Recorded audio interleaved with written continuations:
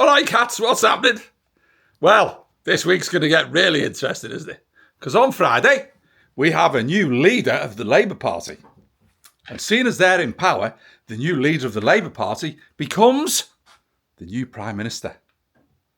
No, that doesn't happen until Monday. So, in essence, does that mean we've got two Prime Ministers between Friday and Monday? Does it? And then they're dragging their heels, they're pouncing around, they're arsing around. Because in case you didn't know, Mr. Burnham didn't want to take power, didn't want to be Prime Minister until September. Because that basically would give him a chance to get all his ducks in a row. Because he's had precisely 3 weeks. Because about 5 weeks ago, he was still the Mayor of Manchester. So he wasn't an MP. And then suddenly he's an MP. 3 weeks later, he's the PM. But before he gets to the PM, he has to become the leader of the Labour Party. Got that house about face, didn't I? Yeah. So he becomes the leader on Friday, but not the Prime Minister till Monday.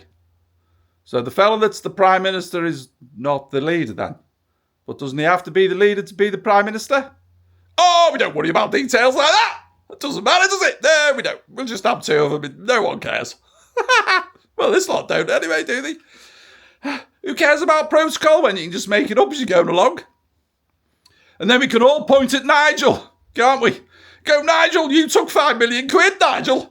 That was naughty, Nigel. You shouldn't have took that 5 million quid, even though you took it before you were an MP. You shouldn't have took that 5 million quid, Nigel, even though it was a gift and it's got nothing to do with anybody and you paid tax on it. You shouldn't have took that 5 million quid. Who's going to turn down 5 million quid? Is anyone going to turn down 5 million quid? And why did he take the 5 million quid? What's it for? Well, our glorious shower in charge, who really, really do not like Mr. Farage, not too keen myself actually, but they really don't like Mr. Farage, so they decided that he would lose 75% of the money that he'd been awarded in order to keep him safe, protect him, his security, if you like. Yes. So they took 75% of it back off him. So they left him with a few shillings. And Nigel said, hang on a minute, I'm going to use my own money, which he has done so far. Do you know that?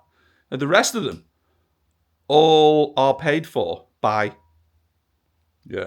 all paid for, all their security, by the government. And Nigel's never was. Nigel's always had to foot the bill himself. And then they awarded it him, and then they took 75% of it back off him. So Nigel's back to paying for it himself. And that is what the 5 million quid is for. Has just been ruthlessly demonstrated with the incident with the poor old Anne Widdecombe, who has now lost her life at the grand old age of 78. These fecking idiots who want to hunt you down never go away. And Anne was not as prominent a figure as Nigel is.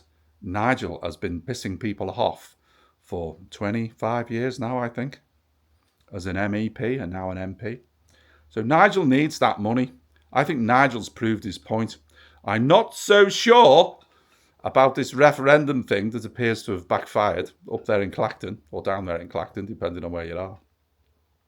That doesn't seem to have quite gone to plan, especially with Mr. Binface getting involved. Yeah, we'll have to see what happens there. But I think Nigel's point is well and truly proved. The money is needed, and if they won't give it to him, he took a donation before he was an MP in order to keep himself safe, in order to protect himself, in order to protect his family, because the fucking stupid shithouse newspapers printed photographs and names of his kids, man, of his daughter, her house.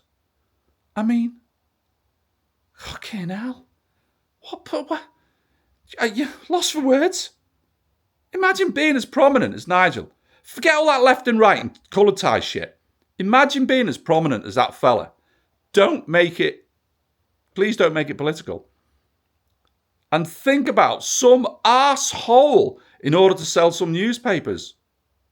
Knowing the position that you're in, you're not favourable with everyone, but he's doing pretty well, isn't he? But there's a lot of people who don't like him. Then prints a photograph of a house and names the daughter. Why on earth would you do that? To what end? What for would you do that? That's just brainless bastards. Brainless. To my mind, in some way or other legally, they should be culpable for something. Because that, to me, that's beyond the pale. There's no need for that. I thought we'd had all these arseholes controlled nearly 30 years ago now, when they hounded Princess Diana into a grave. I thought these arseholes had been controlled, but apparently not. Apparently, they can still be on the loose. Maybe they've learned how to dodge around the rules, I don't know. But anyway, back to our glorious Prime Ministers. Both of them. Mr. Burnham will still avoid any scrutiny until September, because they are deliberately dragging their heels. Because if he goes in and takes over on Friday and becomes leader and Prime Minister on Friday, well, he's going to face questions, isn't he? So he's not doing that. Becomes leader on Friday, becomes Prime Minister on Monday, and then doesn't face any questions till September. Because they immediately all go on their jollidays. They all have 6 weeks off to go and sit in the sunshine and spend all our tax money. Sorry, spend their hard-earned cash on flash holidays, on flash houses and such like. But he's not going to answer any questions. Well, why is that then? Why is he not going to answer any questions? Because he's got no fucking answers, man. Because he's been in the job about... Well, he's not even in the job yet, is he? But he's been supposedly in the job, voted in a couple of days ago, 2 days ago, 1 day ago. 390 something votes he got to put him in as Prime Minister. Fucking hell, we've gone from 45 million people who get a vote on the Prime Minister down to 395. That's weird, isn't it? Yeah, don't get me started on that one. So, it's funny how I blame you lot, isn't it? Don't get myself started on that one, I meant. Fucking hell. So, yeah, he gets to skive off till September, so he gets to prepare his answers so no one can catch him out. He's on a road to nowhere, isn't he? I think he's fucked before he starts. I really do. I don't think he's got it open now. I think he's picking up a baton that's already melted, and he's trying to run off with it. The relay race with the melty baton. Before he gets to the end, he'll have no baton. Just a joke. Labour Party, pile of shite. Conservatives, slightly bigger pile of shite. Reform, well, just the Conservatives with a different name. Back to bin face. Woo! Saves the day. Maybe not. It takes some figuring out all this bollocks, doesn't it? But you listen to it and it just feels like one swindle, one con, one load of head working, followed by another swindle, another con, and another load of head working. They must all go home at night and put their heads in their hands, wondering how the fucking hell they're going to remember it, all the lies for the following day. I couldn't be arsed. It's crazy. But anyway.